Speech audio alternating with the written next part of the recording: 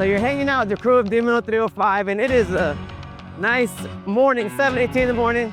Chief Edwin López.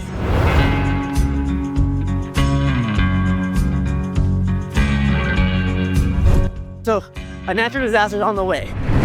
What's kind of like your go-to kind of process? You call somebody, hey bro, you saw this, what's going on? What are you doing? Yeah, I mean, obviously there's environmental factors that dictate the response, right? How big the storm, but yeah, I mean, the angle of attack, all that matters. So coordinating with not only local resources, but state and federal resources, preparing for before the storm, when the storm hits, and the post-storm. I mean, I was 12 years old when Hurricane Andrew hit. Oh, I remember like it was yesterday.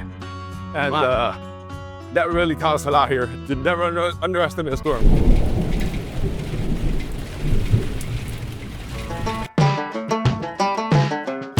But we see the physical transformation of people, which is a reflection of their mind, maybe transformation.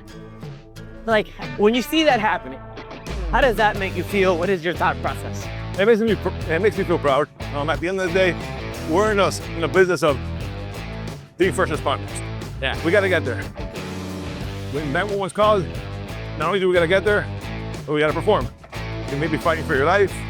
You may be running across the street or across the shopping center in 100 degree heat in the middle of July. So you gotta be able to provide that level of service.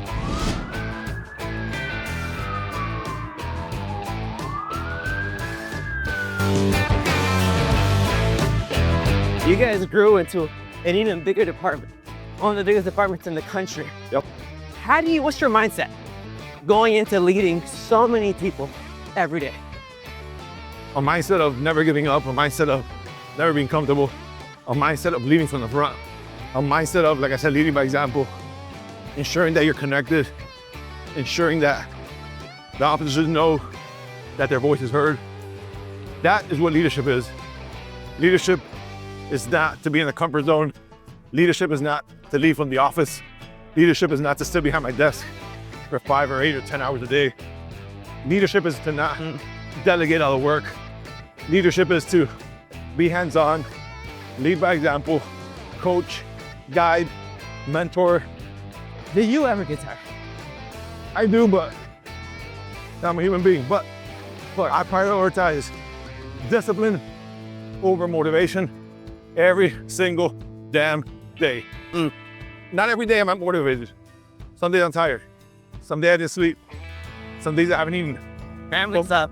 But my discipline carries me over. So I don't rely on motivation like most people. I rely on discipline to carry me through those rough days. And thankfully I'm engaged and it keeps me going. You know, one thing that I love about you is that we have the physical stuff, we have the mental stuff, but there is this like something in you for community. Bro, everywhere I see you, you're shaking hands, saying hi to people. No one is too small, no one is too big. You meet people where they are. Where does that come from? The way I grew up, man, to be honest with you. I grew up, like I say, in the gutter, bro. I grew up, mom and dad at home, I had love, but we were poor, we were broke, we were low income. And I always learned to treat others the way you want your parents to be treated. So my parents are 2 immigrants, came to this country like the story of many others. So your parents probably come here for a better life. And growing up in that mindset, in that aspect, seeing their hard work, seeing how they never took anything for granted, they never complained, they were grateful to be in America.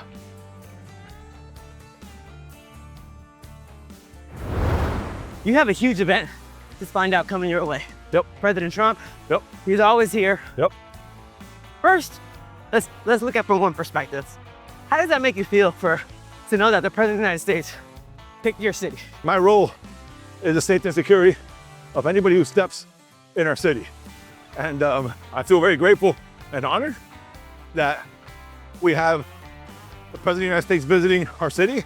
I'm grateful that they entrust our cops to protect them, and the ability of our cops to work with our local, state, and federal partners to ensure safe events happen here with dignitary folks. So just happy, man. So then how do you go to the safety component? Because I imagine logistically, bro, that must be insane. the safety planning that goes on these events behind the scenes, often days and weeks prior to the actual event, is astronomical.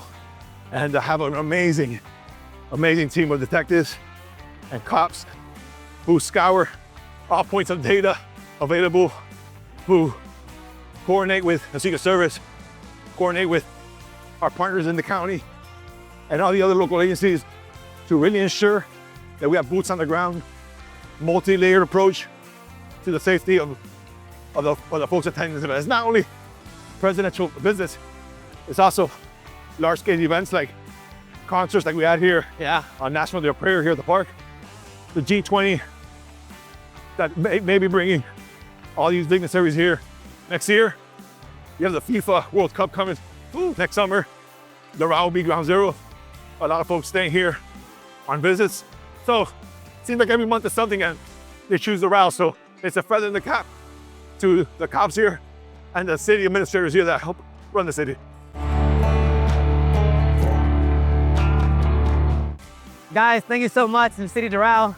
Let's go. The park, Doral Central, Chief Edwin, Ricky, Ariel, Hector, everybody who makes everything happen. Let's go. Thank you guys so much. Stay tuned, baby.